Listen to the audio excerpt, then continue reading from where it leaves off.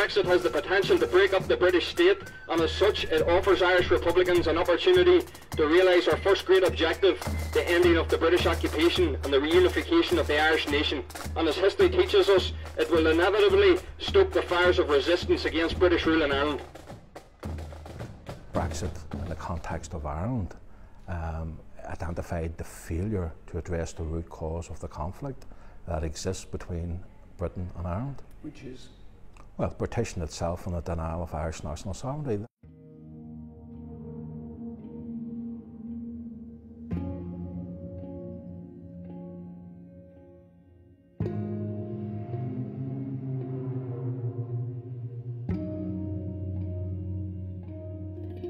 The uncertainty around Brexit and the border, is a concern, certainly from a policing perspective. We wouldn't want to see anything that looks like physical infrastructure at the border, primarily because we assess that could symbolically become the focus of attention and targeting by violent dissident Republican groups.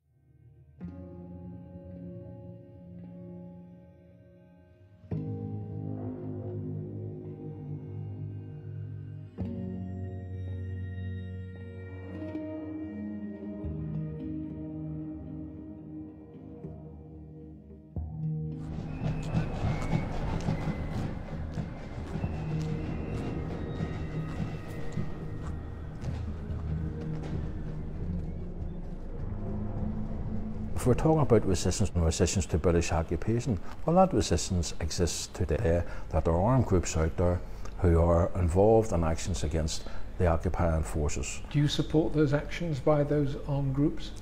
The first thing I will say, and I want to make quite clear, is that I'm not a member of any armed group, not involved in any armed group. CERU, as a political party, are not involved in armed actions. I understand why those activities are carried out, and I understand why an organisation such as the Irish Republican Army exists and exists today. But you can't say that you support it? No, and legally it prohibits anybody from getting into an engagement in an argument or debate or offering an analysis around support for any of those groups. But I assume that you do. Well, you can assume away, Peter. CERU is the political voice of the new IRA. CERU say that they have no connection whatsoever. It's not my assessment. I think there's significant overlap between the leadership of both the new IRA and CERU.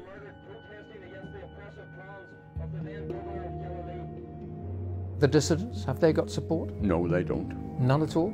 They may have the ability to carry out individual actions, but, all thinking Republicans are committed to peaceful and democratic means. The IRA is gone. Some of the leaders of one of the largest dissident organisations are your former comrades. What would you say to them? Go away. I will respond back to Mr. Adams saying we've no intention of going home, Jerry. Don't be fooled by votes. Don't be fooled by talk of border polls and referenda. The Irish people have not had democracy since the 1918 general election. British imperialism since that date has ruled Ireland on an alternating basis of military force or coercion. The only fly in the ointment is the looming storm that is Brexit.